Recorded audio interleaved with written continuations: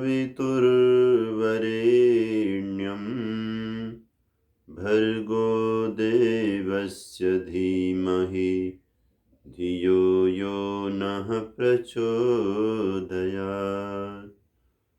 ॐ यस्य सूर्यश्चक्षुश्चन्द्रमाश्च पुनर्नवः अग्निं यश्चक्रास्यं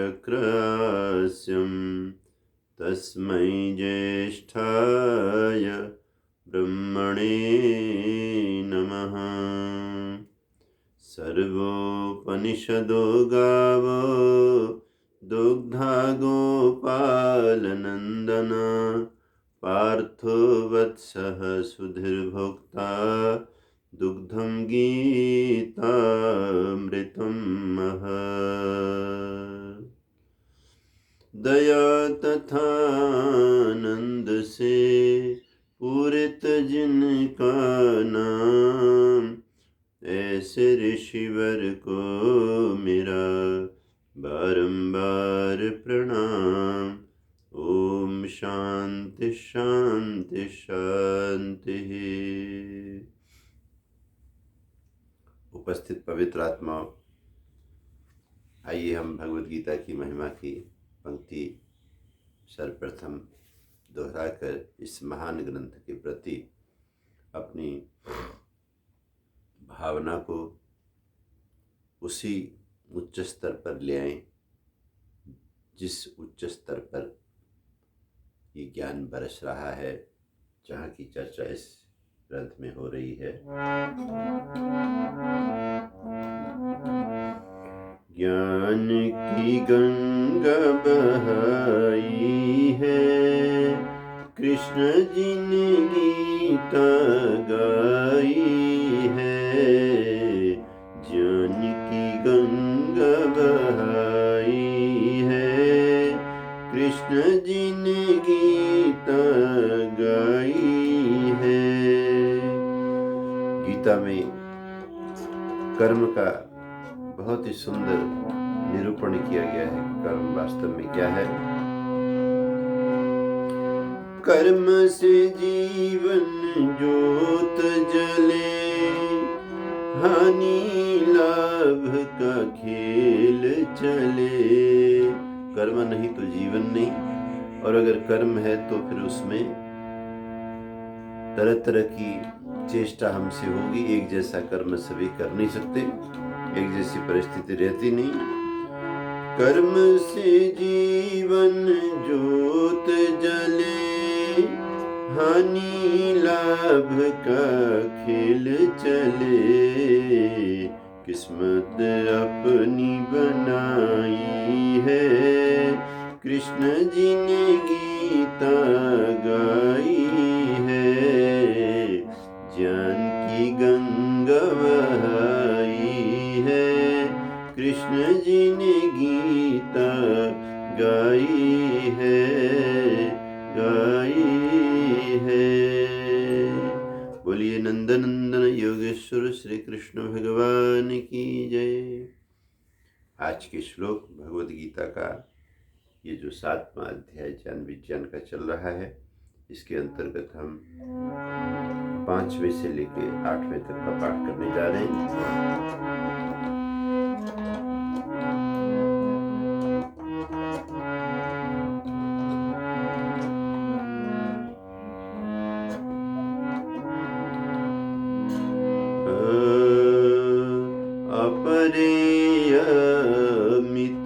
अपरेयमितस्त्वन्यां प्रकृतिं विद्धि मे परां।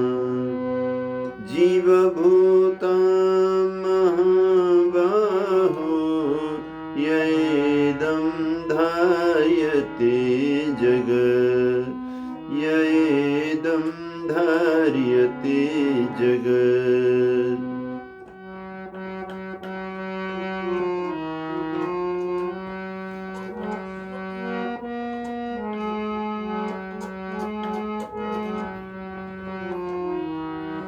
एतद् योनिनि भूतानि सर्वाणि रूपधारय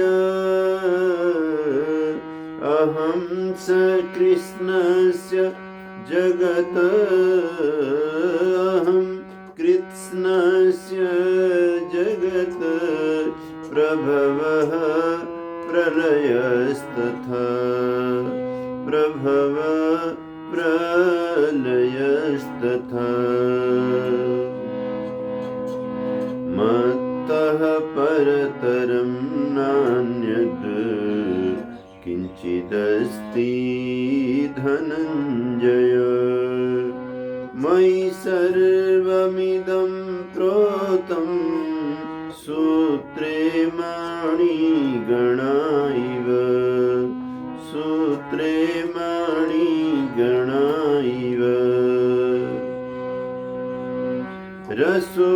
रसोऽहमप्सु कौन्तेय प्रभास्मि शशि सूर्ययो प्रणव सर्ववेदेषु शब्दखे पौरुषं निषु शब्दखे पौरुषं निषु शब्दखे पौरुषं निषु।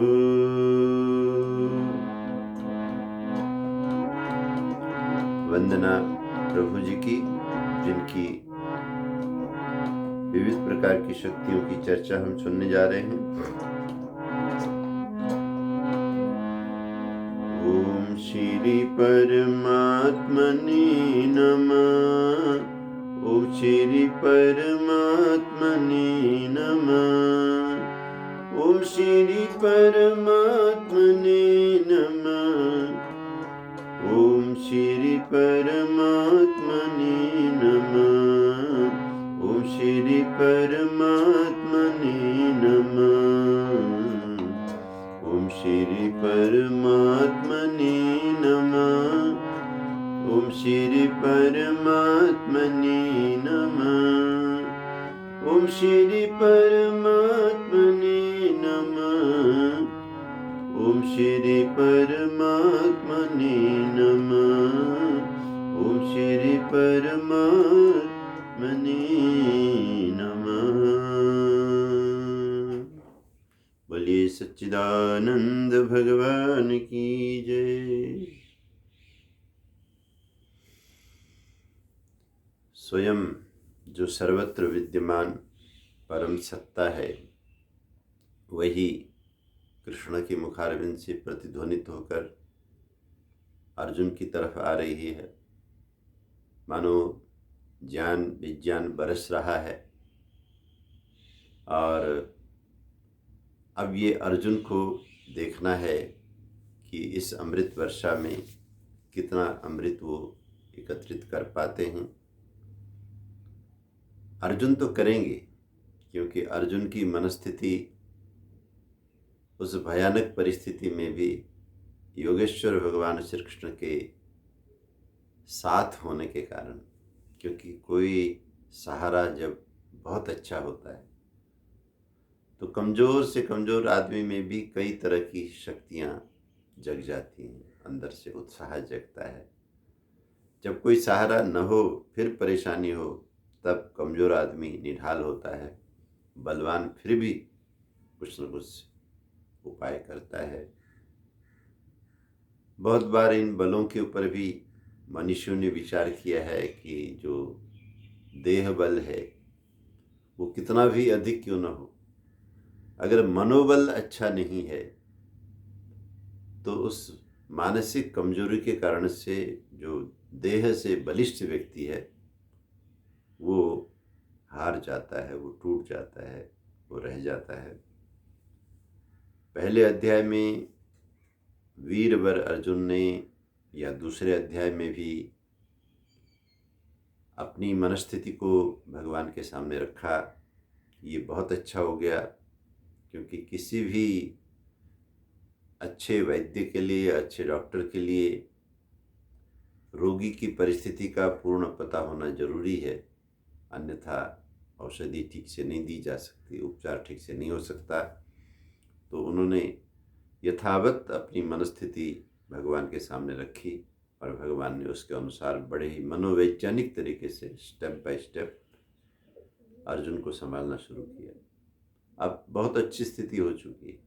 छठे अध्याय में आत्मसंयम योग के बाद उससे भी जो गहरी चर्चा है, यानी कि जो सर्वत्र विद्यमान परम सत्ता परब्रह्म का स्वरूप है, उसका सामर्थ्य है, उसका वर्णन अर्जुन के सामने किया जाए। एक तरह से ब्रह्म विद्या चल रही है और इसके दो रूप हैं, ज्ञान और विज्ञान के रूप में है। आज के 5वें श्लोक में कहा, अपरेयमितस्तन्याम विद्धि में प्रकृतिम पराम जीवभूताम महाबाहो येदम धार्यते जगत। चौथे श्लोक में विगत प्रवचन में कहा गया था कि भूमि आदि से लेकर के जो 8 तरह की प्रकृति है वो अष्टधा प्रकृति परमात्मा की है। भूमि भी भगवान के अधीन है और जल भी भगवान के अधीन है, अग्नि भी भगवान के अधीन है, वायु भी भगवान के अधीन है, आकाश भी भगवान के अधीन है, मन भी भगवान के अधीन है, बुद्धि तथा अहंकार भी भगवान के अधीन है। कोई भी चीज स्वतंत्र नहीं है, ध्यान रखिए। स्वतंत्र अगर कोई है तो केवल और केवल परमपिता परमात्मा। प्रकृति तो बिल्कुल भी कभी भी किसी भी रूप में स्वतंत्र नहीं है, क्योंकि उसके स्वतंत्र होने न होने का कोई अर्थ नहीं, क्योंकि उसके अंदर चैतन्य नहीं है, चेतना नहीं है। उसके अंदर जो चेतना दिखाई देती है, भाषित होती है, वो परमात्मा की उपस्थित होने के कारण होती है। और परमात्मा के उपस्थित होने के कारण वो जो चेतना शून्य प्रकृति है वो भी चैतन्यवत व्यवहार करने लगती है। पंखा अपने आप नहीं घूमता, लेकिन दिखाई देता पंखा ही है, पंखा चल रहा है। लेकिन पंखे को जो ये साकार पंखा है उसको गति देने का सारा काम विद्युत का है, जो कि निराकार है। तो निराकार विद्युत का साथ मिला तो पंखा जो बिल्कुल अचेतन है वो इतना चेतन हो गया, इतना गतिविधि से युक्त हो गया कि उसके आसपास आप उंगली ले जाएंगे कट जाएगा, व्यक्ति का गला कट सकता है, इतनी स्पीड उसकी होती है, इतना उसके अंदर कर्म आ जाता है, गति आ जाती है। तो ब्रह्म के साहचर्य से माया यानी कि प्रकृति चेतनवत भाषित होती है और अपने कर्म करती है। और इसलिए करती है क्योंकि परमात्मा ने उसे आत्मसात किया हुआ है, उसे अपनी प्रकृति बनाया हुआ है। इसके कई तरह के अलंकारिक वर्णन हैं। एक बहुत बड़ा व्यापारी है, उसके पास में एक बहुत बड़ा कारोबार है, बहुत बड़ा फैला हुआ कारोबार है। उसने बहुत सूझबूझ से कारोबार को किया। जैसे टाटा को ले लीजिए, टाटा ने कितने ढंग से कारोबार किया कि एक लंबे समय से भारत में व्यवसाय का जाल बिछा दिया और हमारी बहुत सारी ज़रूरतें ये कंपनी पूरी करती है। जमशेद टाटा जी जो थे, उसके बाद में जिन जिन लोगों ने इसको संभाला, इस समय जो टाटा जी हैं, भगवान करे आगे भी इनको बहुत अच्छे उत्तराधिकारी मिलकर के इस कंपनी को चलाते रहें। क्योंकि ये जो जितने भी बड़े बड़े कारोबार होते हैं, बड़ी बड़ी कंपनियां होती हैं, ये माता पिता की तरह होती है। माता पिता सबल रहेंगे, माता पिता समर्थ रहेंगे, साधनवान रहेंगे, तो उनका जो सामर्थ्य है, उनकी जो संपदा है, उनकी जो सुविधाएं हैं, उसका बच्चों को भरपूर लाभ होगा। इसलिए वो लोग नादान हैं जो बिना सोचे समझे सरकार को घेरते रहते हैं कि इन्होंने ये बेच दिया, वो बेच दिया, एयरपोर्ट बेच दिया, रेलवे स्टेशन बेच दिया, बस अड्डे बेच दिए। अरे भैया, क्यों ऐसी दुर्भावना से भर करके एक अच्छी कंपनी को तुम गाली दे रहे हो, एक अच्छी सरकार को तुम झूठे आरोप लगा करके बदनाम करने का प्रयास करते हो। काम करने का तरीका ही यही, जिसमें कि हम बड़ी बड़ी कंपनियों से इस तरह का अनुबंध कर सकें कि उनके कंधे पर जिम्मेदारी डाल सकें, वो कार्य करके रोजगार की सृजना करके दे सकें। तो ऐसे बहुत बड़े कारोबारी परिवार का बेटा जब युवा हो गया, पढ़ लिख करके उसके अंदर सब तरह की क्षमताएं आ गईं, तो अब एक ही चर्चा चारों तरफ चलती है कि वो उसका विवाह हो जाना चाहिए। तो क्यों होना चाहिए कि वो जो इतना बड़ा कमा रहा है, उसके घर का इतना बड़ा कारोबार है, इस सारे कारोबार के लिए उस आदमी का समर्थ होना बहुत ज़रूरी है, जिसने कारोबार को संभालना है। और ये समर्थ बनेगा कैसे? जब उसका घर अच्छा होगा, घर में वो सेटल होगा। और ये घर सेटल कब होगा? जब उसे घर वाली मिल जाएगी। घर वाली मिल जाएगी तो वो सुरक्षित भी होगा, उसके माध्यम से सृजना भी होगी और अर्थ की सार्थकता भी होगी। इसलिए हमारे यहाँ केवल धन को पूर्ण पुरुषार्थ नहीं माना गया। हमारे यहाँ कहा गया कि धर्म बहुत ज़रूरी है, जो जीवन को खुशहाल बनाने के नियम है, सफल बनाने के नियम है, वही तो धर्म है। भगवत गीता का आरंभ भी धर्म शब्द से हुआ है, धर्म क्षेत्र कुरुक्षेत्र। और योगेश्वर भगवान कृष्ण का आगमन भी धर्म की रक्षा के लिए हुआ है, कि धर्म की रक्षा के लिए मैं आया हूँ, वो कहते हैं।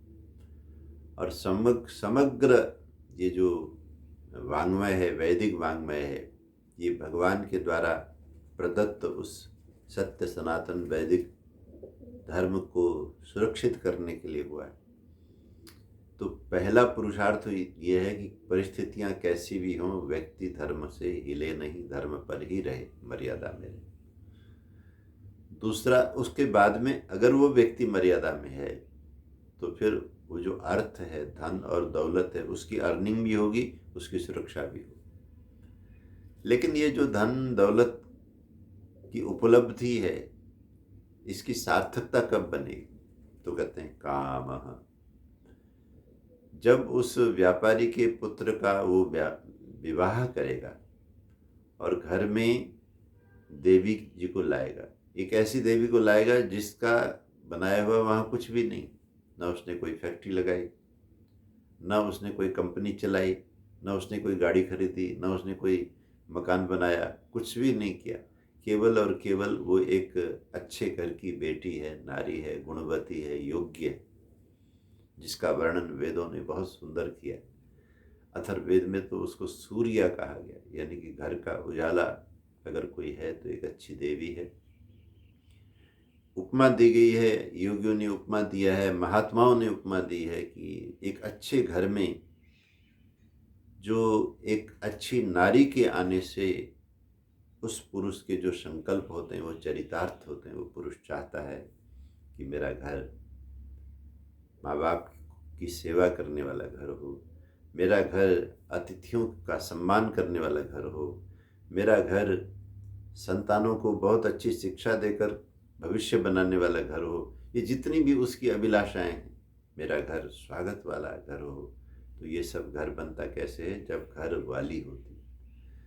तो उदाहरण ये दिया है इस ब्रह्म ज्ञान में भी बहुत से योगियों ने कि ये जो प्रकृति है ये परमात्मा की घर वाली है, परमात्मा की लक्ष्मी है। श्रीश्चते लक्ष्मीश्च पत्न्यौ, स्वयं 31वें अध्याय में, यजुर्वेद के 31 अध्याय में वेद माता ने भी कहा। इसलिए इस अध्याय में ये कहा जा रहा है कि हे अर्जुन, परमात्मा की जो प्रकृति है ये अष्टधा है। उसके बाद दूसरी प्रकृति कौन सी है?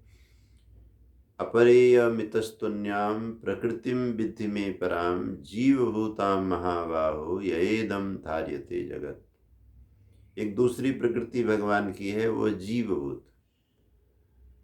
आप अपने घर में 4-5 जने अगर हैं तो सभी अलग अलग सत्ताएं हैं, और वो अलग अलग सत्ता किसकी होती है? जीव की होती है। जीवभूत एक ऐसी चेतन सत्ता जो शरीर धारण करके प्राण लेने लगती है। प्राण लेना और छोड़ना, ध्यान रखना,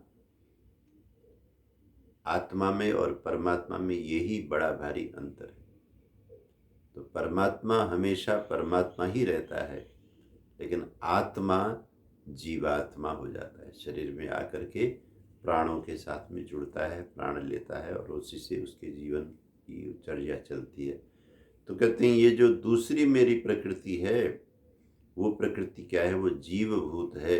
अपरेयम मितस्तुन्याम प्रकृतिम विद्धि में पराम जीवभूताम महाबाहो ययेदम धार्यते जगत। तो एक तो हो गई प्रकृति, जो चेतना शून्य प्रकृति, जिसकी चर्चा कल के चौथे श्लोक में थी कि वो अष्टधा प्रकृति, वो भगवान के अधीन है, वो भगवान की अर्धांगिनी है, वो भगवान के सृष्टि चक्र को चलाने में भगवान के आदेश का पालन करती है। और दूसरी प्रकृति क्या है? वो जीवभूत प्रकृति, वो चेतन जगत है। तो अचेतन जगत भी भगवान का ही है और चेतन जगत भी भगवान का ही है। एतद् योनिनि भूतानि सर्वाणीत्युपधारय अहम कृष्णस्य जगत प्रभव प्रलयस्तथा। और इससे फिर जगत की उत्पत्ति होती है, स्थिति होती है। तो अहम माने मैं, वो परमपिता परमात्मा, वो सच्चिदानंद स्वरूप ईश्वर। कहते हैं एतद् योनिनि भूतानि सर्वाणि इति उपधारय, सभी के सभी जो भूत हैं, यानी कि जो नहीं थे हो जाते हैं, उनका जो स्रोत है वो अहम कृष्णस्य जगत, संपूर्ण अस्तित्व का स्रोत मैं हूँ। मेरे होने से जो अचेतन जगत है वो भी चेतनवत हो जाता है और मेरे होने से जो ये जीव जगत है वो भी शरीरधारी हो जाता है और एक व्यवस्था में आ जाता है। तो ये इस रहस्य को जानना ध्यान है, इस रहस्य को जानना ज्ञान और विज्ञान है। ज्ञान तो सरल है, फिर भी विज्ञान बहुत गहरी यात्रा है, बहुत गहराई में चीज़ों को देखना और समझना है। कहते हैं रामकृष्ण परमहंस जी के पास में लोग आए और आकर के कहने लगे, महाराज आप तो खैर जिस ज्ञान की चर्चा करते हैं, जिस ईश्वर की चर्चा करते हैं, देवी की चर्चा करते हैं, परम सत्ता की चर्चा करते हैं, उसी परम सत्ता को ही वो विविध नामों से संत लोग बुलाते हैं, वो देवी के नाम से बुलाते थे। लेकिन हमें एक योगी मिले हैं, उन्होंने 12 वर्ष तक तपस्या की है, उनकी भी इच्छा है कि आपके दर्शन करें, तो आपकी अनुमति हो तो उन्हें हम मिलाने के लिए आपके पास में ले आएं। तो रामकृष्ण परमहंस कहने लगे कि ये तो सौभाग्य की बात है कि साधकों के दर्शन हो जाएं, भगवान के भक्तों के दर्शन हो जाएं, आप उनको शहर से ले आइए। कहते हैं जब उस तपस्वी को रामकृष्ण परमहंस के पास में लाया गया, देखिए कहाँ रामकृष्ण परमहंस जो परम तत्व की खोज में विविध प्रकार की अद्भुत चेष्टाएं करते आए हैं, लेकिन उनका चित्त हमेशा उस परम सत्य की खोज में लीन रहा। तो कहते हैं उस योगी ने आते ही बताया कि मैंने इतने साल तक इसी तरह से फलाने फलाने स्थानों में, फलाने फलाने जंगल में जो तप किया, आज उसकी सिद्धि मुझे मिल गई।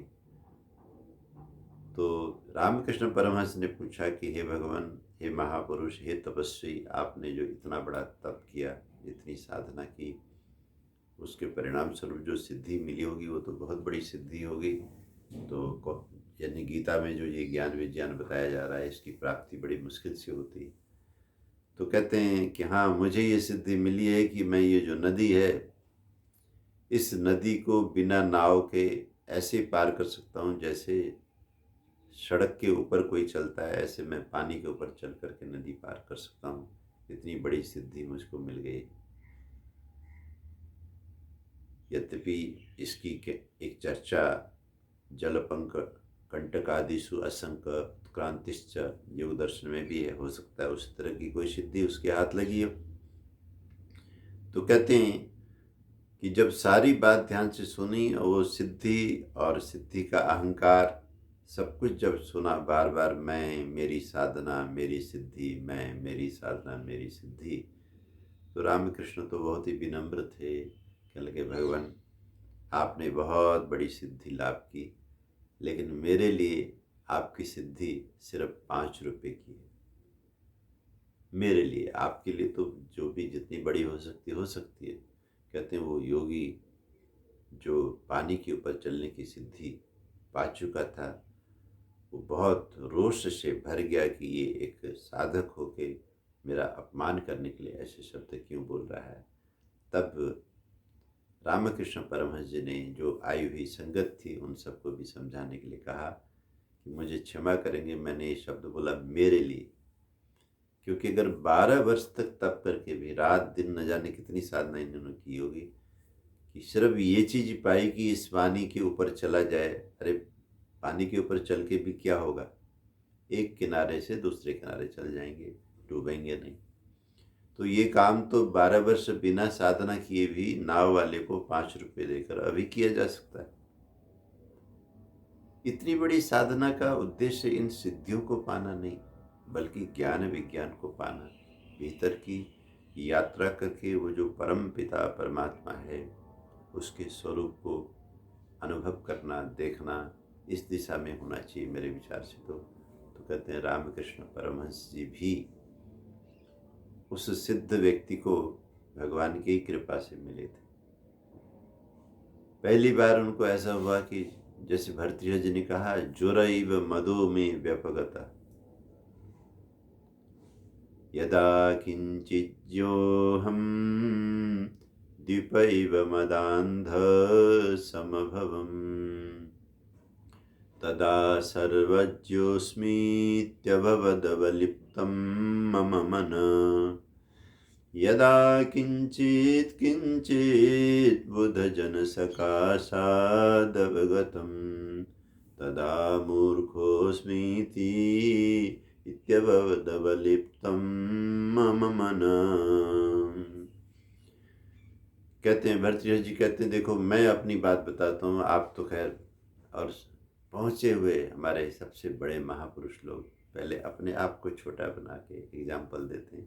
ये हमारी मूर्खता है कि हम उनको छोटा माने। वो छोटे नहीं, वो तो बहुत बड़े हैं, वो तो साधना कर चुके हैं, लेकिन हमें समझाने के लिए छोटे बन जाते हैं।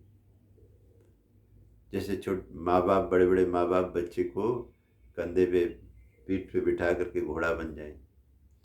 तो कहते मैं अपनी बात बताऊं कि यदा किंचित जो हम, जब कुछ मेरे पास में नया ज्ञान आया तो द्वीपैव मदान्ध समभवम्, मैं तो हाथी की तरह मदमस्त हो गया कि मेरे से बड़ा कोई दुनिया में ज्ञानी नहीं है। तब मुझे लगा कि मैं ही सर्वज्ञ हूँ, मैं सर्वज्ञ हो गया, मुझे सब कुछ पता है। लेकिन भगवान की मुझ पर कृपा हुई कि यदा किंचित किंचित बुधजन सकाशाद अवगतम, तो मुझे अपने से बढ़िया श्रेष्ठ बुद्धिमान लोगों का आशीर्वाद मिला। उनका मैं जब संग करने लगा तो उनके संग से क्या हो गया, ज्वर एव मदो में व्यपगत तदा मूर्खोस्मिति, तब लगा कि मैं तो मूर्ख था।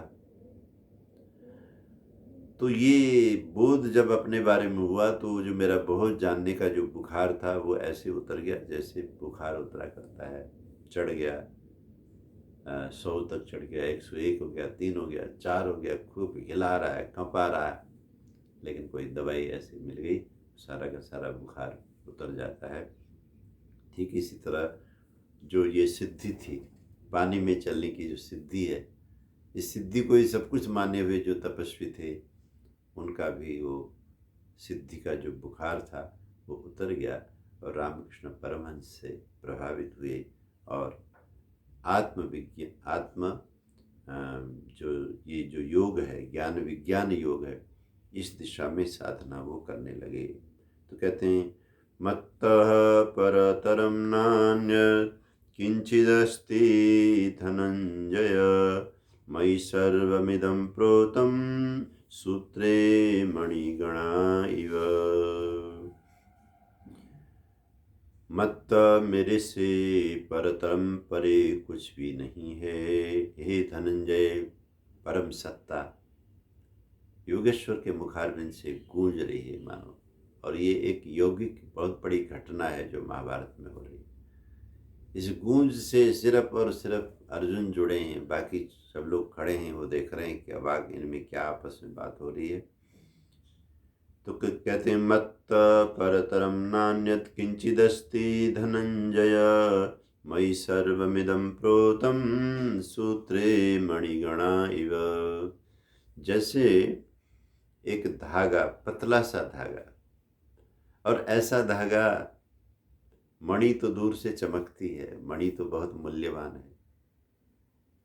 किसी के गले में मणि की माला को देखो तो मणियां दिखाई देती हैं, धागा नहीं दिखाई देता।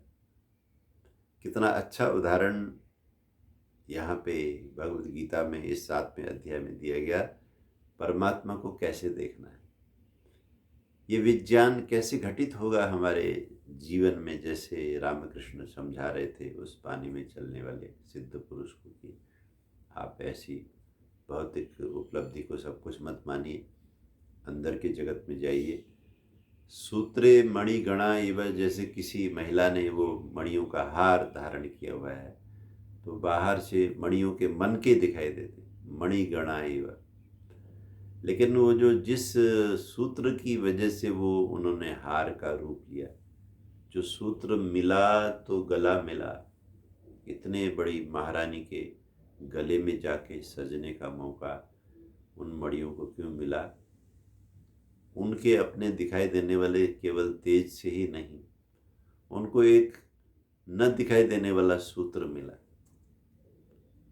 माला बनाने वाले मालाकार ने एक धागा लिया, उस धागे में उन मणियों के दाने को पिरो दिया, और वो धागा उन दानों को, जो कि लाइन पे खड़े नहीं हो सकते थे, अपने आप उनको लाइन से बना दिया, और फिर एक माला का रूप उस धागे की तरह से बनता है। अगर हम थोड़ा विचार करें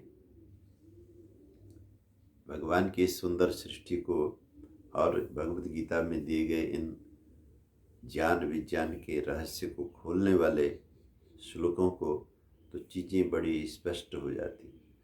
मत परतरम किंचित नान्यदस्ति धनंजय, उस विराट में, उस परमात्मा से परे हे धनंजय, इस जगत में कुछ भी नहीं। सबसे रहस्यमयी, सबसे शक्ति संपन्न वो सत्ता परमात्मा की सत्ता है। मयि सर्वमिदं प्रोतं सूत्रे मणिगणा इव। उसी परमात्मा ने सब कुछ अपने में पिरोया हुआ है, सब कुछ पिरोया हुआ है। जितनी भी ग्रह उपग्रह, चांद तारे, अंधेरी रात में, अब हर जगह तो आकाश का वो नज़ारा दिखता नहीं। आपको भी ऐसी जगह आइए आप हरिद्वार आइए, गंगा जी के तट पर वैदिक योगाश्रम की छत में, जिस समय चंद्रमा भी न हो, ऐसी अंधेरी रात में आश्रम की छत में जाकर के आप उस आकाश को देखें। उस अंधेरी रात में आकाश में जो बहुत ही सुंदर मणिगणा, ग्रह नक्षत्र चमकते हैं, सैकड़ों हजारों लाखों न जाने कितने सौर मंडल में हैं, ये पिरोए हुए हैं इसमें, परमात्मा में। मयि सर्वमिदं प्रोतं सूत्रे मणिगणा इव, ये मुझ में पिरोई हुई मणियाँ हैं और कुछ नहीं। ये पृथ्वी, ये सूरज, ये चाँद, ये तारे, ये नक्षत्र, सबके सब उस परमात्मा रूपी सूत्र में पिरो करके एक माला का आकार, एक व्यवस्था का आकार लिए हुए हैं। और आगे कहा कि परमात्मा के बिना कुछ भी नहीं। रसोऽहमप्सु कौन्तेय प्रभास्मि शशिसूर्ययोः, प्रणव सर्ववेदेषु शब्दखे पौरुषं नृषु। हे कुंती नंदन, ये जो जल है, पानी है, जिसके बिना हम जी नहीं सकते, वेद में तो ये जो सत्ताएं हैं, भौतिक सत्ताएं हैं, इसकी महानता की चर्चा बहुत सुंदर ढंग से की गई। अगर आप थोड़ा वेद के प्रति अपने आप को तैयार रखें कि मुझे भगवान की वेद वाणी को पढ़ना है और पढ़ करके समझना है कि ये वाणी क्या कहती है, तो आपको थोड़े दिन में पता लगने लगेगा कि किस तरह से ये जो जल है, इस जल की महानता को बिना जाने हुए दुनिया के लोग पिए जा रहे हैं, जिए जा रहे हैं, जिए जा रहे हैं, जिए जा रहे हैं, सफर कोई अपना किए जा रहे हैं। जिंदगी के सफर को खत्म करने के लिए जी जा रहे हैं कि मैं इतने साल का हो गया, मैं उतने साल का हो गया। और ये जीवन चल कैसे रहा है, ये जीवन कैसे चल रहा है? ये जीवन चल रहा है इन सत्ताओं की वजह से। रस का सर्वाधिक हमारे शरीर में महत्व है। कहते हैं कि इतना रस है सभी शरीरधारियों के शरीर में, जिसकी वजह से वो जीवन जी रहे हैं। और कितना रस है? लगभग 80%, 70 to 80% के बीच में हमारे पूरे शरीर में लिक्विड ही लिक्विड भरा हुआ है। हाँ, उसके शेप अलग अलग हैं, लेकिन वो है रस, वो जल से ही बना है, वो जल ही है। शरीर रूपी गुब्बारा, कहीं से भी थोड़ा सा उसमें गुब्बारे में छेद हो जाएगा तो वो रस टपकने लगेगा। कांटा लगने पे खून क्यों बहने लगता है? सब्जी काटते काटते थोड़ा सा हाथ अगर छिल जाए, खून क्यों निकलता है? वो रस, वो लाल रस है। तो कहते हैं ये जो रस है, ये रस किसने बनाया? कौन इसको मेंटेन कर रहा है? परमात्मा ने बनाया। परमात्मा के होने से ये रस विविध रूप लेता है। जिस समय ये रस वनस्पतियों को बनाने के लिए चल पड़ता है तो उनको उनका सौंदर्य देता है। पेड़ पौधों को उस रस से कैसे भगवान बना रहे हैं। आम को देखो, अलग ढंग से बना रहे हैं, अलग रस भर रहे हैं, अलग उसमें स्वाद भर रहे हैं। अमरूद को देखो, अलग ढंग से बना रहे हैं, अलग रस भर रहे हैं, अलग रूप भर रहे हैं, अलग स्वाद भर रहे हैं। अनार को देखो, अलग बना रहे हैं। पपीते को देखो, केलों को देखो, सब रस का ही खेल है। रसोहम अप्सु कौन्तेय, ये जो पानी है, ये जो जल है, अपह, वेद में अपह को माँ कहा गया है।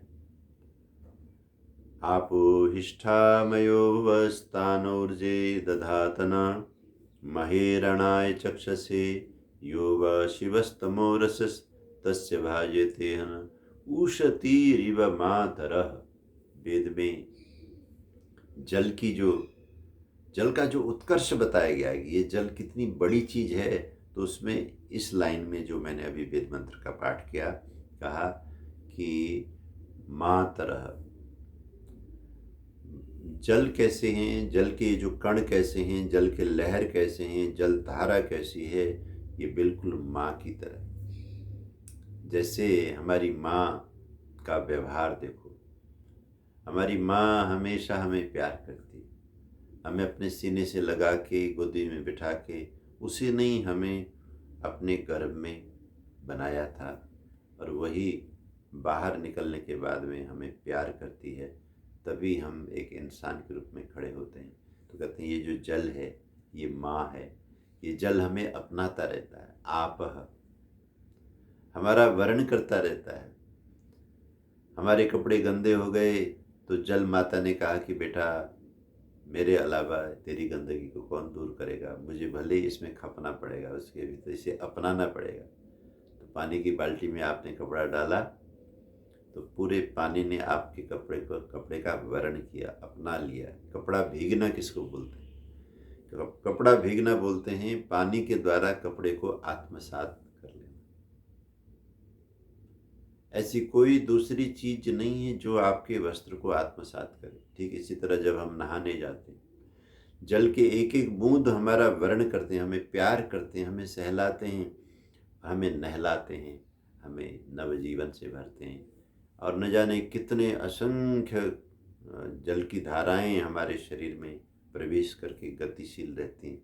इसलिए हम आँखों से देख पा रहे हैं, कान से सुन पा रहे हैं, मुख से बोल पा रहे हैं, हाथ पाँव हिल रहे हैं, कर रहे हैं। तो कहते हैं ये सब मेरा खेल है। रसो हम अब सुकौंतेय, जल में जो रस है वो मैं हूँ। प्रभास्मि शशि सूर्ययोः, सूर्य में जो प्रकाश है, और जो दिन में तुम देखो जो सूर्य में प्रकाश है, कितना प्रकाश है, कभी विचार कर सकते हो। जब से दुनिया बनी है सूर्य की किरणें चली हुई पृथ्वी में, और कितनी पृथ्वियों में, कितने ग्रहों में जा रही हैं, कितना प्रकाश आ रहा है, और वो सूर्य ज्यों का त्यों है। उसमें जो प्रभा है, उसमें जो प्रकाश है, प्रभास्मि। और इसी तरह जब रात हो जाए, जब सूर्य न दिखाई दे, तो चंद्रमा, शशि, तो उनमें जो प्रकाश है वो भी मैं हूँ, मेरी वजह से। और देखिए परमपिता परमात्मा का नाद कैसे हो रहा है अर्जुन के सामने। तो कहते हैं प्रणव सर्व वेदेषु, सभी वेदों में। आहा, वेद की जो गंगा है, ज्ञान की गंगा है। वेद तो समुद्र हैं, ज्ञान के समुद्र हैं। चारों वेदों के अंदर हर मंत्र के साथ एक ध्वनि बहुत जरूरी है, वह है प्रणव, ओम। ओम के बिना वेद के मंत्र का उच्चारण नहीं करना चाहिए, ऐसा ऋषि मुनियों ने कहा। क्योंकि ओम साक्षात भगवान का निज स्वरूप है, और क्योंकि वो तस्य वाचकः प्रणवः, ये प्रणव, ये ओम परमात्मा का वाचक है। पहले परमात्मा का नाम लेकर फिर जो परमात्मा की वाणी है उसका पाठ करने का विधान है। तो कहते हैं सर्व वेदेषु, पूरे वेदों के अंदर जो प्रणव छाया हुआ है। देखा जाए तो सभी मंत्रों में जितनी तरह की ध्वनियाँ हैं, उन ध्वनियों के अंदर भी ओंकार साक्षात बैठे हुए हैं। तो सर्व वेदेषु, सभी वेदों में जिस तरह प्रणव है, वो जो प्रणव है वो मेरा ही रूप है। और कहते हैं शब्दः खे, आकाश का धर्म है शब्द। तो कहते हैं ये जो आकाश में शब्द है वो भी मेरा ही रूप है। और पौरुषम नृषु, पुरुषों के अंदर नया पुरुष, नया शरीर बनाने का सामर्थ्य है, पौरुषत्व है। और ये जो पौरुषत्व है, ये पौरुषत्व भी मेरी वजह से, परमात्मा स्वयं सबसे रहस्यमय। जैसे धागे में सूत्र तो एक ही है, यानी कि माला में मन के अलग अलग हैं, सूत्र एक ही है। तो सत्ताएं अलग अलग हैं, लेकिन सत्ताओं के भीतर जो विशिष्ट सामर्थ्य है, वो सामर्थ्य साक्षात भगवान का सामर्थ्य है। अभी हम बात कर रहे थे कि वो जो बहुत बड़े व्यापारी ने अपने बेटे की शादी की, और वो जो महिला, वो जो बेटी किसी घर से आई, कुछ भी लेके नहीं आई, लेकिन आते ही सब जगह छा गई। ऐसे जो भगवान की प्रकृति है, वो भगवान के सानिध्य की वजह से भगवान ने शक्तियाँ उसको, आते ही उस लड़के ने उसे अधिकार दे दिए, पूरा घर दे दिया, उसको घर की मालकिन बना दिया। मालकिन बनते ही वो पुरुष तो बल्कि अदृश्य है, वो तो अंदर कहीं अपने काम में है, कहीं ऑफिस में बाहर गया हुआ है। चारों तरफ उसी नारी की ही चर्चा है, क्योंकि वो पूरे घर को चलाती है। बीसियों, नौकर, चाकर, जो आने जाने वाले लोग हैं, सबकी व्यवस्था वो नारी करती है, उसकी प्रज्ञामय बुद्धि करती है। ठीक इसी तरह से सब कुछ जो कुछ हो रहा है वो प्रकृति से हो रहा है। हवाएं चल रही हैं, नदियां बह रही हैं, बरसात हो रही है, ऋतुएं बदल रही हैं, सब प्रकृति का नज़ारा है। कभी फूल खिले हुए हैं, कभी पतझड़ है, तो आदमी सोचता है नेचर नेचर नेचर, सब कुछ नेचर का है। ये जो पढ़े लिखे लोग हैं, बहुत ज़्यादा जो नेचरवादी हैं, नेचर की चर्चा करते हैं, परमात्मा की नहीं करते, क्योंकि परमात्मा दिखता नहीं। लेकिन उनकी बुद्धि थोड़ी सी आगे बढ़े तो उनको दिखाई दे कि नेचर की ये जो सारी की सारी माया की लीला है, इस लीला के पीछे साक्षात स्वयं परमात्मा है। जैसे उस घर की, उस अमीर घर की देवी का सारा जो इतना नाम हो रहा है, इस नाम के पीछे का जो सारा का सारा काम है, वो उसके पति का है, जो पति घर में दिखाई नहीं देता, अभी भी काम पर गया हुआ है, और वहाँ से जाकर के अर्थ ला ला करके अपनी देवी को देता है। तो प्रकृति जो कुछ भी कर रही है, करने वाली करता तो है वो, लेकिन सामर्थ्य भगवान से उसको मिला हुआ है। ठीक इसी तरह शरीर, पुरुष का शरीर है, नारी का शरीर है।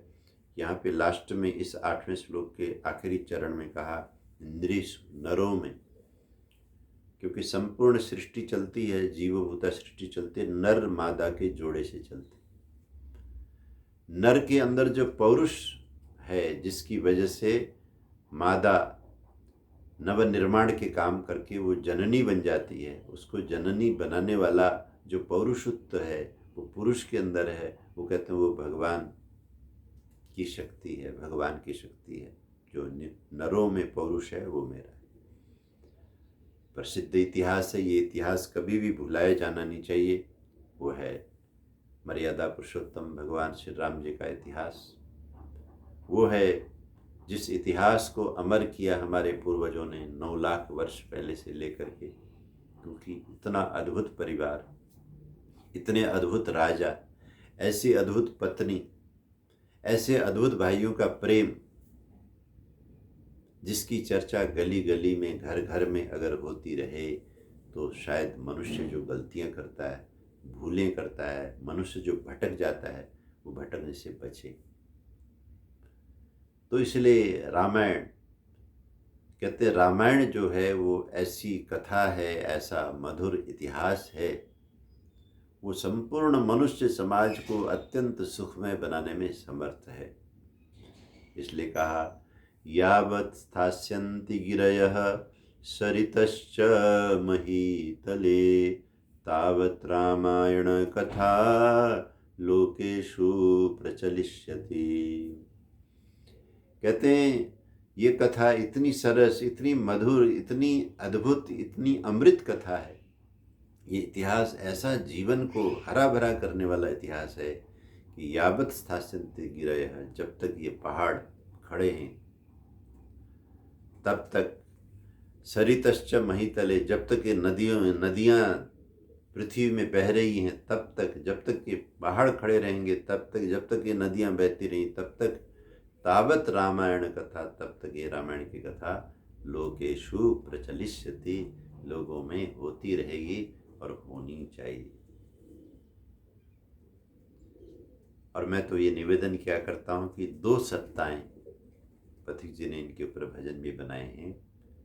एक योगेश्वर कृष्ण, दूसरे मर्यादा पुरुषोत्तम श्री राम।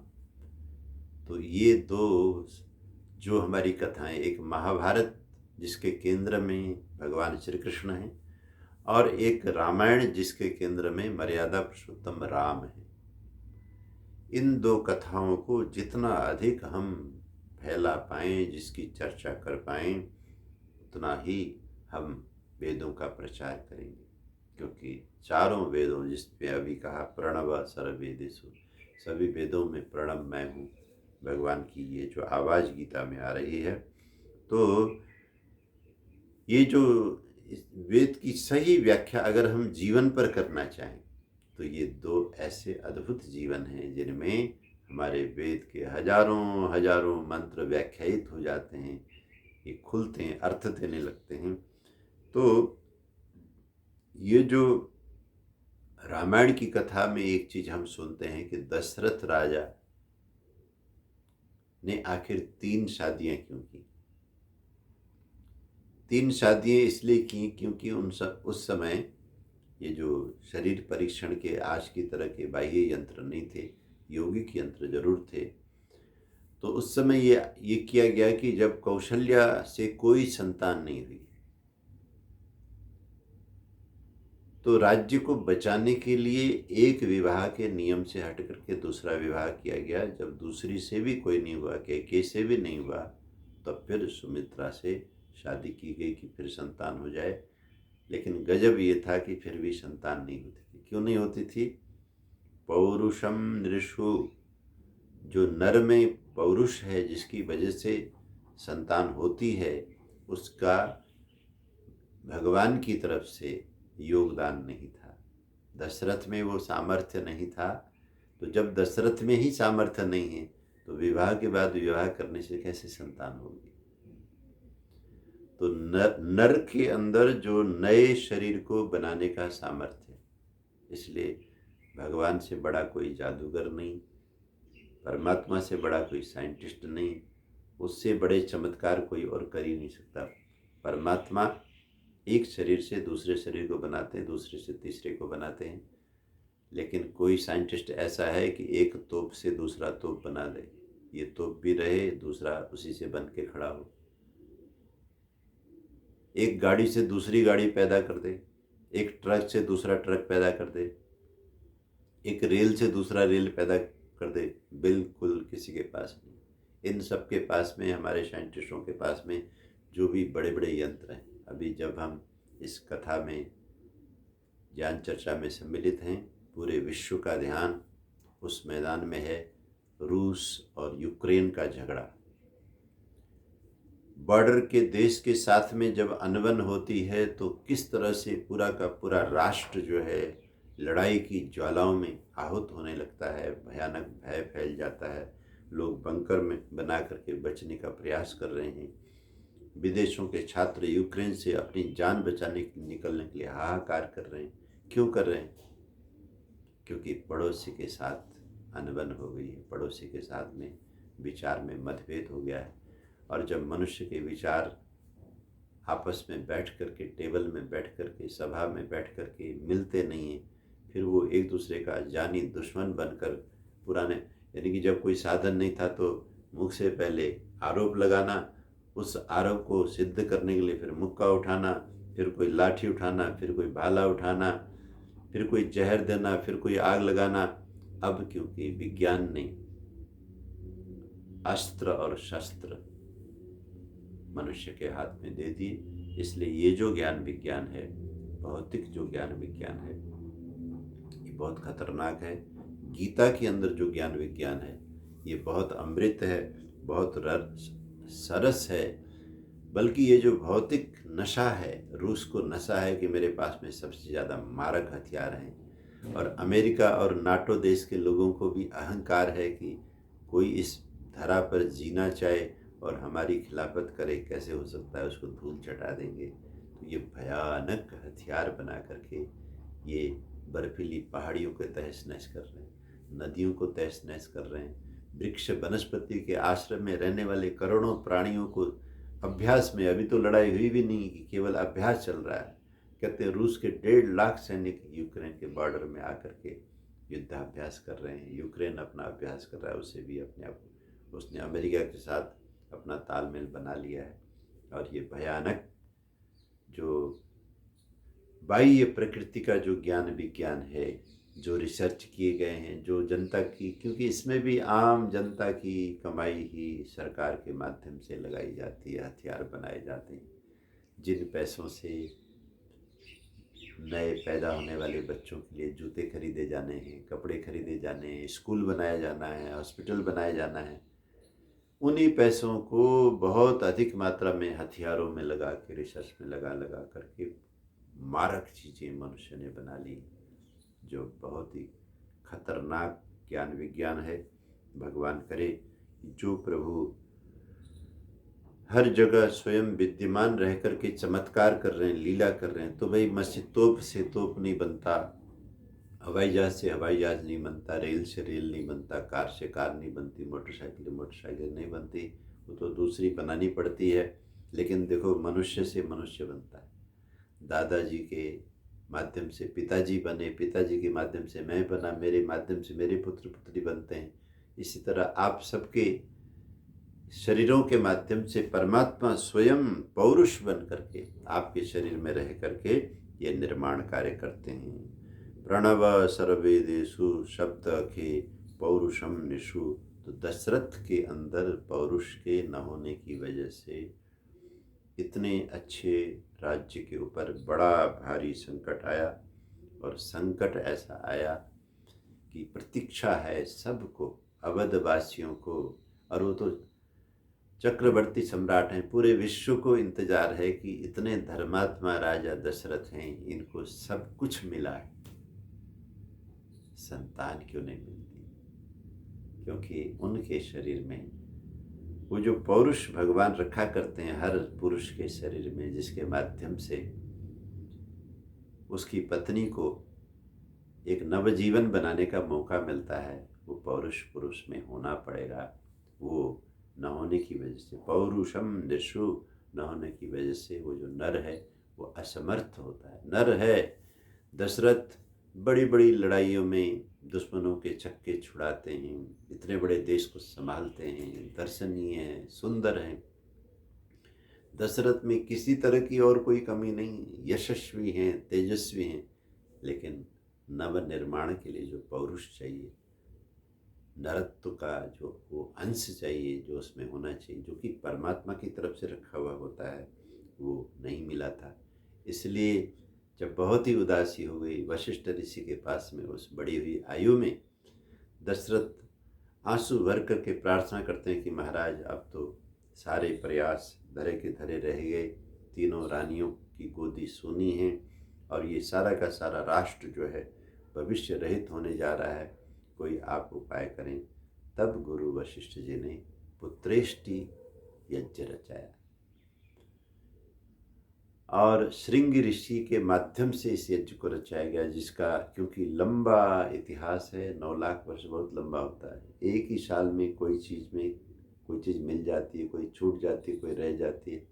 तो किस तरह का यज्ञ हुआ, क्या क्या चीज़ें वहाँ पे प्रयोग की गई, कितने दिन चला, जिस यज्ञ की वजह से जो पौरुष विहीन राजा दशरथ हैं उनमें पौरुषत्व का प्रवेश हो जाए, ऐसा यज्ञ रचाया गया। और वो जो पौरुषत्व का प्रवेश हो जाए, उसके साथ साथ में तीनों रानियों के लिए अलग अलग तरह के खाद्य पदार्थ की व्यवस्था की गई, जिससे कि उनके पौरुष के माध्यम से नवनिर्माण हो सके।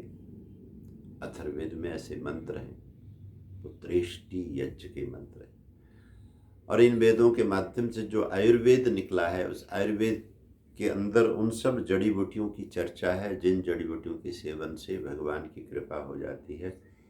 नर नारी जो 5 नारी होती है, जो नपुंसक पुरुष होता है, उसके अंदर किस तरह से पहुँचतों की स्थापना और रचना शक्ति की स्थापना जगाई जा सकती है, उसकी सारी विधा और विद्या और दवाइयाँ वो सब यज्ञ के साथ जोड़ी गई होंगी।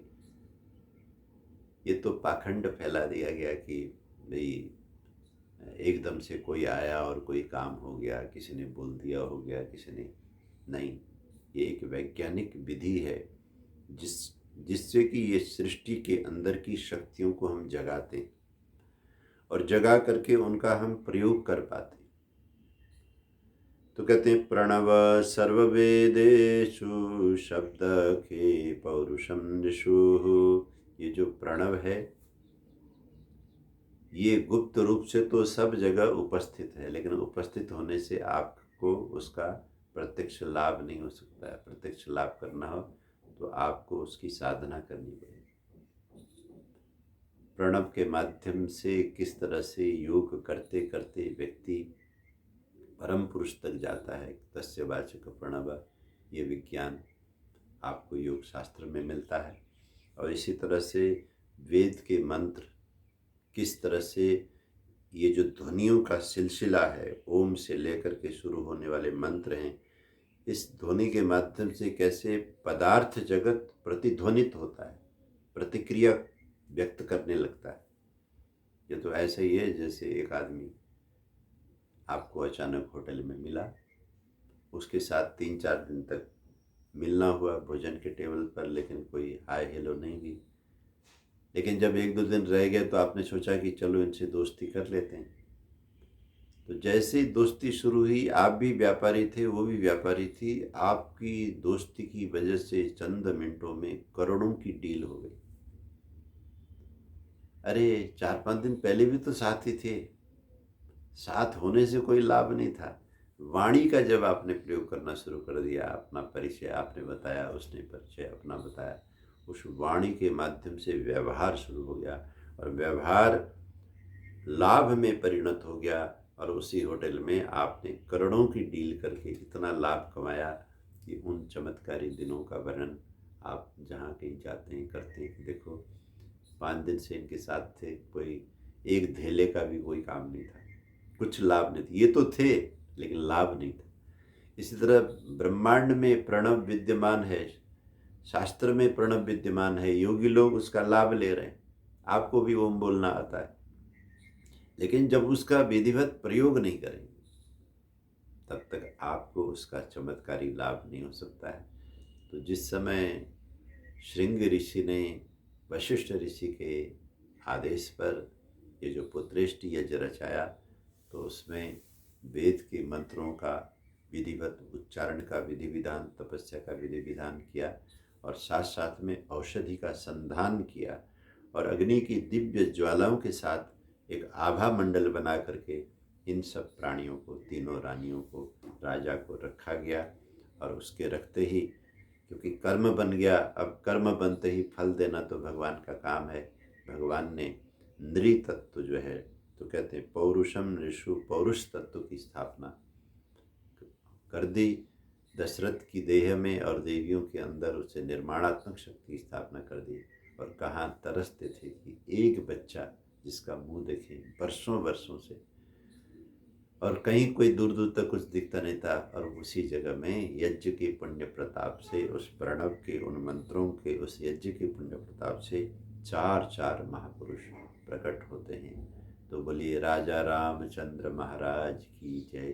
तो ये सारा का सारा विज्ञान भगवद गीता के अंदर है कि रसोहम अप्सु कौन्तेय प्रभास्मि शशि सूर्यो प्रणव सर्ववेदेषु शब्द खे पौरुषम ऋषु। तो ये मान करके चलिए कि अगर आप पिता बने हैं, अगर आप माता बने हैं, तो ये बहुत बड़ी बात है। केवल और केवल भगवान की कृपा से बने, या आप अपने षड्यंत्र से, या आप अपनी चालाकी से, या अपने ताकत से ऐसा आप बन नहीं सकते। ये भगवान की व्यवस्था है। इसलिए हर कार्य में भगवान को याद करना और भगवान का धन्यवाद करना, ये जो वैदिक विधि विधान है, ये बड़ा ही जरूरी है। आइए पंक्ति को दोहराएं। श्री कृष्ण गोविंद माधव की, पढ़ लो गीता केशव की, पढ़ लो गीता केशव की, पढ़ लो गीता केशव की। श्री कृष्ण गोविंद माधव की, पढ़ लो गीता केशव की। बोलिए सच्चिदानंद भगवान की जय। आप सभी ने प्रेम से सुना। भगवान सबका मंगल करें। ओम शांति।